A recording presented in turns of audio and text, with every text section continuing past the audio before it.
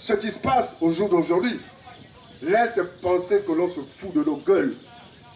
Devons-nous continuer à rester insensibles face à toutes ces situations qui ne créent que la division? Je pense que pour ma part, il faut oser prendre position en disant non. Trop, c'est trop. Ça suffit comme ça. C'est la circonstance pour moi de vous rappeler que dans quelques jours, semaines, mois à venir, notre Gabon va connaître une nouvelle phase de l'histoire de toute sa vie politique avec le référendum qui pointe résolument à l'horizon. Donc l'enjeu du moment, savent notre vivre ensemble. Référendum au cours duquel seules deux questions seront posées. Oui ou non. Thomas Sankara disait que tout esclave qui ne veut pas s'affranchir de ses chaînes ne mérite pas que l'on s'apitoie sur son sort. Qu'est-ce que ça dit? Vous et moi sommes tous, jusqu'aujourd'hui, des victimes, des prisonniers du système Bongo PDG. Et il nous reviendra, au cours de ce référendum, de prendre une position claire. Je l'ai déjà dit en d'autres lieux, je vous encourage à voter non. Non parce que c'est une nécessité vitale. Non parce que nous ne pouvons pas continuer à demeurer des brebis galeuses, à être des marche-pieds pour des hommes sans foi ni loi, qui n'ont lieu que pour leur pense et l'avenir de leurs propres enfants. Cette situation doit cesser. Il faut que ça cesse. La peur, mesdames et messieurs, de dire fait de nous des esclaves. Oui, ce n'est pas parce que nous ne sommes pas menottés ou bien enchaînés comme nos parents à l'époque ancienne que nous ne sommes pas des esclaves. Mais que font nos amis aujourd'hui? Ils se servent de nos faiblesses pour nous chosifier. Regardez ce qui se passe. À chaque fois que, hier c'était le PDG, mais aujourd'hui c'est le CTRI. On fait dans le populisme. On pousse les gens à faire dans le counabélisme. C'est l'État qui ne devait plus exister à notre époque. Moi, je vous invite, en toute honnêteté, à prendre conscience des enjeux du moment. Comment se fait-il que dans un pays immensement riche comme le Gabon, seuls 8% du peuple bénéficie des richesses de notre pays? 8% dans un échantillon de 2 millions à peine d'habitants, ça représente quoi? Rien du tout. C'est pourquoi, lors de ma candidature, j'avais estimé qu'il était important de mettre en place ce que j'ai appelé le RUG, c'est-à-dire le revenu universel garanti, qui serait une allocation attribuée à tous les Gabonais d'un montant de 700 000 francs pour renforcer notre fierté et notre sentiment d'appartenance à la nation gabonaise. Cette idée, je continue à la nourrir. J'ambitionne qu'elle soit traduite dans les faits.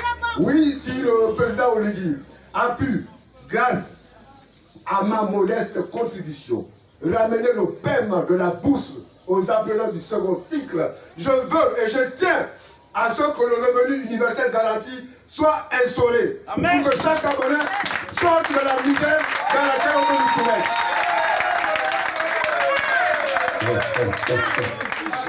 La suspension des partis politiques avec une façon, une volonté insidieuse de faire croire que les partis politiques, puisque lui-même il a dit, il n'y a pas de parti politique, il n'y a que le CTRI. Vraiment, pourquoi? On ne veut pas ça. Depuis quand on a vu, enfin je dis, dans quel pays au monde on a vu, quel pays on a vu au monde exister sans parti politique? Aucun. Question. Les Mbabe Solo, puisqu'il vient encore, c'est un exemple patent. Je vais dire, pardon? Pierre-André Kombila est à côté de moi. Voilà, le rapide. Thierry Ondo Assoumou.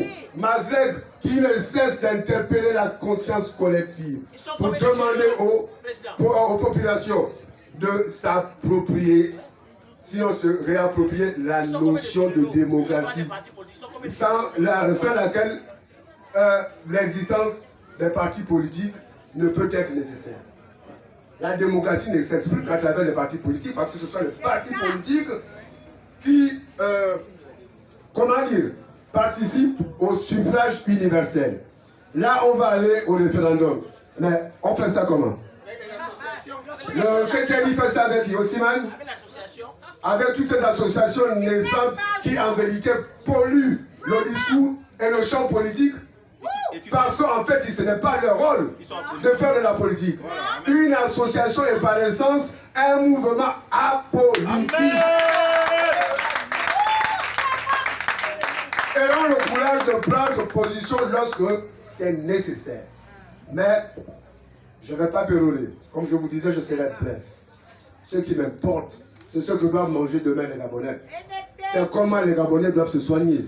C'est dans quelles conditions ils doivent vaquer à leur occupation personnelle, sur quelle voie. Il faut que toutes ces petites choses-là, qu'il faut que l'on soit fier d'être Gabonais, soient réalisées. Oui, il y a des réalisations faites par le CTI qui suscitent mon admiration, comme les voies de contournement que l'on réhabilite peu à peu, mais qui font partie de mon projet de société.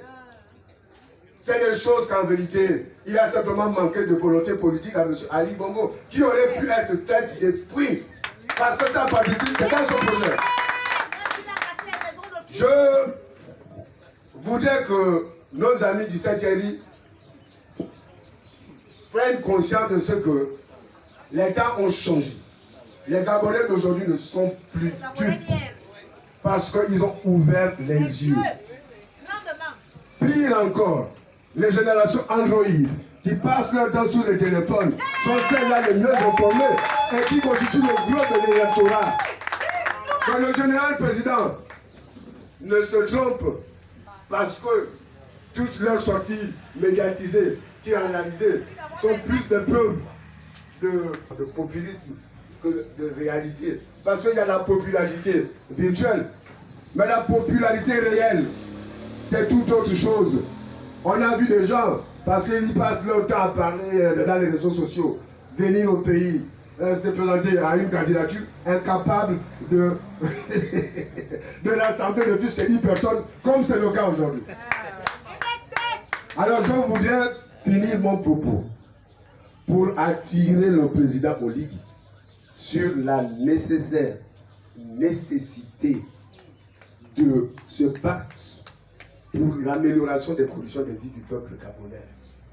Le plus important, c'est que chaque Gabonais soit capable de vivre de manière décente dans notre pays qui est immensément riche. Que les richesses de notre sous-sol profitent à l'ensemble des populations gabonaises. C'est ça le sens de mon combat. Mesdames et messieurs, sur ce, je vous dis merci pour votre aimable écoute. Cette fois-ci, nous allons recevoir Monsieur le Président du mouvement panafricain Osons pour l'Afrique. J'ai cité Monsieur Marc Ulrich Malekou, que je prie d'acclamer très très fort. Je suis Marc Ulrich Malekou, journaliste, président du mouvement panafricain Osons pour l'Afrique.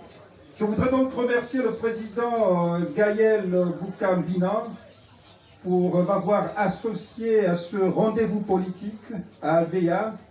Et également dire merci à tous mes dévanciers, d'abord le colonel Makita Niembo. Je voudrais également remercier le président Bachi Kobretti, qui est un leader estudiantin qui s'est révélé par ce nom, même si c'est Aimé Martial Obiang.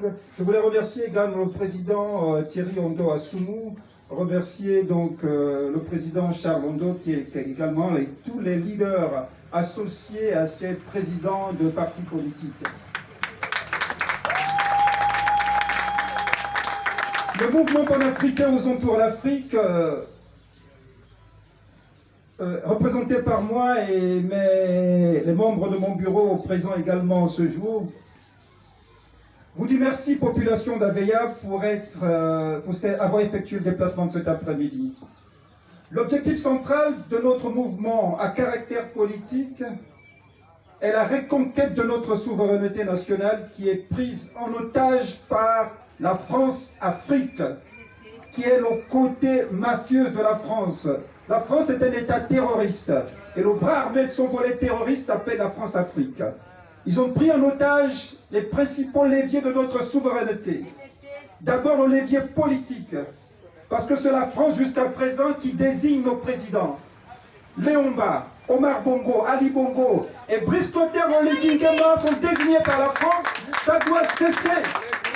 Ils ne peuvent pas continuer à prendre en otage le levier politique gabonais. Nous sommes assez matures pour décider de qui doit nous diriger.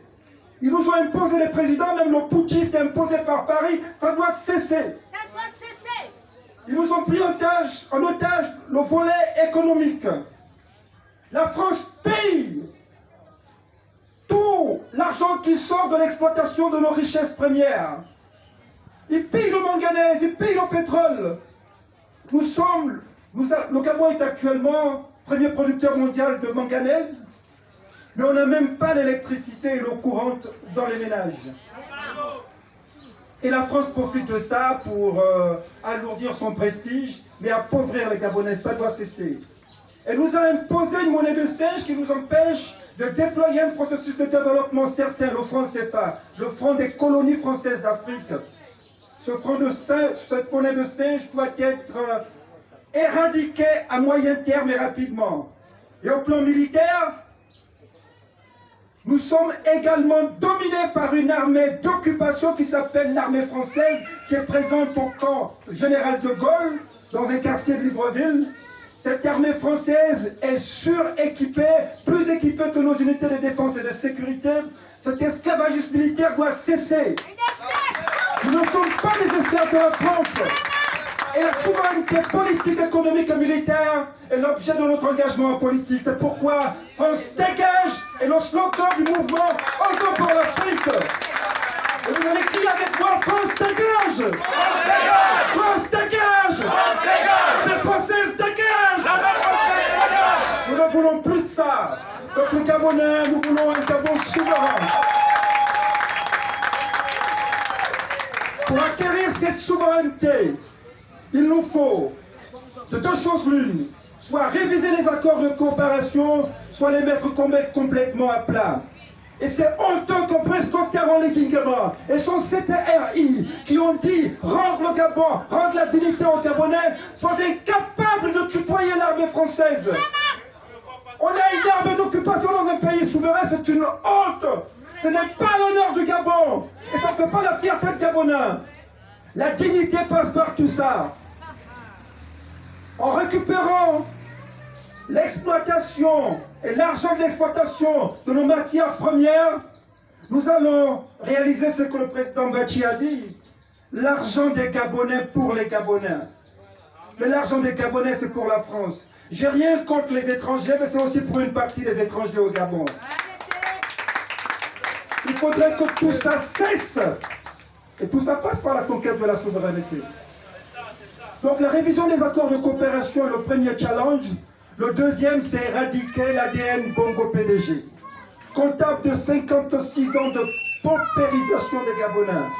Et aujourd'hui, le système Bongo PDG s'est renforcé, il devient le système Bongo PDG CTRI. Il faudrait que ça cesse. On a eu tous confiance au soir du 30 août. On était tous d'accord quand le général Brice Clotaire Oligui Nguema et ses pairs ont dit « Nous sommes venus libérer le Gabon ». Mais 10 mois après, ils sont venus enterrer le Gabon et rendre le Gabon prisonnier du système Bongo PDG CTRI. Ça doit cesser. Deux faits marquent, mais mon accusation. Premièrement, quand le CTRI arrive, l'une des premières mesures a été non pas de restaurer les institutions comme ils ont dit, mais de restaurer le PDG. Tous les PDGistes ont occupé l'administration centrale et tous les postes de commandement militaire et civil, au détriment de tous ces citoyens qui ont engagé de leur vie, affrontant la bestialité qu'était le régime Bongo PDG incarné par Ali Bongo, guerrier du nom. Aujourd'hui, ces gens sont administrativement et politiquement au chômage. Ils ne peuvent pas servir convenablement leur pays parce que des PDGistes qui nous ont précarisés, qui ont tué politiquement ce pays, sont remis aux affaires. Des délinquants économiques, des criminels économiques, des criminels rituels sont remis aux affaires au pied et au nez d'un peuple souverain qui a combattu 16 ans du temps du règne d'Ali Bongo et d'Omar Bongo. Nous ne pouvons pas continuer d'être des esclaves des Bongo et de leurs affidés. Brice Clotaire Oligingama et le CTRI sont le prolongement du PDG, ça doit cesser. Le deuxième fait majeur, c'est que le CTRI propose une loi électorale qui nous ramène au parti unique. C'est une insulte à la mémoire de tous nos dévanciers qui se sont battus pour qu'on arrive à un pluralisme politique, même si c'est un pluralisme politique sans démocratie sous Ali Bongo et Omar Bongo. Mais c'était quand même le pluralisme politique. On recule avec une loi électorale dans laquelle le ministre de l'Intérieur, nommé par Brice Clotaire Oligingama, est seul capable d'organiser l'élection, confectionner la liste électorale, il mettra les noms qu'il veut, et ensuite proclamer les urnes, mais mieux que ça, dépouiller lui seul les bulletins issus des urnes. Mais ça viole ce qu'on appelle, comment ça s'appelle, le préambule de la Constitution. Le préambule de la Constitution fonde le vivre ensemble sur les questions de souveraineté nationale, mais également de pluralisme politique. Le pluralisme politique, ça veut dire que ce n'est pas un seul type ou un seul parti qui décide de l'avenir politique du pays et surtout des élections politiques dans notre pays. Qui nous a dit que le ministre de l'Intérieur, en dépouillant les bureaux, les urnes, non pas dans les bureaux de vote, mais dans ses bureaux, dans ses services, nous dira qu'Oligingama a perdu. Le CTRI fait honte. Honte aux militaires du CTRI. Répétez après moi. Honte aux militaires du CTRI. Honte aux militaires du CTRI. À Osons pour l'Afrique, par rapport à cette loi électorale bancale qui fait injure à Joseph Rendjambé, qui fait injure à tous les dignes fils du pays, morts pour la démocratie, nous allons interpeller le peuple par des actions en protestation graduelle. En temps utile, nous ferons signe. Nous allons combattre cette loi électorale jusqu'à référendum. S'ils refusent d'entendre raison dans notre bataille, comme les dévanciers l'ont dit, nous vous inviterons à voter non. Parce que ce référendum consacre le recul de la démocratie, consacre la paupérisation des leviers qui nous maintiennent dans la pauvreté, consacre à livrer notre pays aux mains de la France, qui prend en otage notre liberté politique, économique, militaire et sociale. Nous voulons que les richesses du Gabon profitent aux Gabonais. Et nous croyons que le CTRI a la capacité. Si le CTRI n'a pas la capacité, Osons pour l'Afrique, dont je suis le président, prendra, comme nous le faisons maintenant, la responsabilité de les combattre sur tous les fronts. Et je vous invite d'avance, non seulement à voter non au référendum, mais par rapport à la prochaine présidentielle, à voter contre le candidat proposé ou soutenu par le CTRI. Je vous remercie. Okay.